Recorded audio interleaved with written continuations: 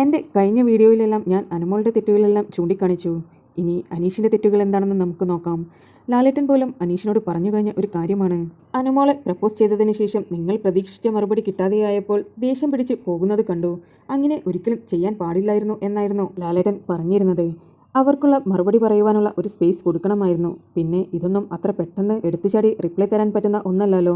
അവർ പെൺകുട്ടികളല്ലേ, പല കാര്യങ്ങളും ചിന്തിക്കേണ്ടതല്ലേ. അവർ നിങ്ങളോട് കുറച്ച് സമയമെടുത്തേ കല്യാണത്തിനെ കുറിച്ചെല്ലാം ചിന്തിക്കുകയുള്ളൂ എന്ന് പറഞ്ഞപ്പോഴേക്ക് ദേഷ്യം പിടിച്ചു പോയത് ഒട്ടും ശരിയായില്ല എന്നായിരുന്നു ലാലേട്ടൻ പറഞ്ഞിരുന്നത്. സത്യം പറഞ്ഞാൽ ആ ചിന്തയും എനിക്കും തോന്നിയ ഒരു കാര്യമാണ്. അനുമോൾ പറഞ്ഞു തീർക്കുന്നതിന് മുന്നേ തന്നെ അനീഷ് അവിടെ നിന്ന് എണീറ്റ് പോവുകയായിരുന്നു.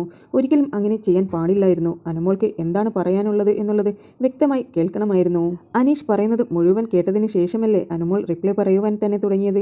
നോ എന്ന് പറഞ്ഞു തുടങ്ങുമ്പോഴേക്ക് അനീഷ് ആ ചാപ്റ്റർ അവസാനിച്ചു. ഇനി അതിനെക്കുറിച്ച് സംസാരിക്കേണ്ട എന്നെല്ലാം വളരെ ഹാർഷായിട്ടായിരുന്നു സംസാരിച്ചു കൊണ്ടിരുന്നത്. അത് വളരെ മോശമായി പോയി. പിന്നെ ആ ദേഷ്യവും വാശിയുമെല്ലാം ആ മുഖത്ത് നന്നായി തന്നെ കാണുന്നുണ്ടായിരുന്നു. എല്ലാവരോടും വളരെ ഗൗരവത്തിലായിരുന്നു പിന്നീട് അനീഷിന്റെ പെരുമാറ്റം ഉണ്ടായിരുന്നത്. അനീഷ് തന്റെ പ്രണയം അനുമോളോട് പറഞ്ഞു. ആ പ്രണയം തിരിച്ചു വേണമെന്ന് വാശി പിടിക്കാൻ പാടുണ്ടോ?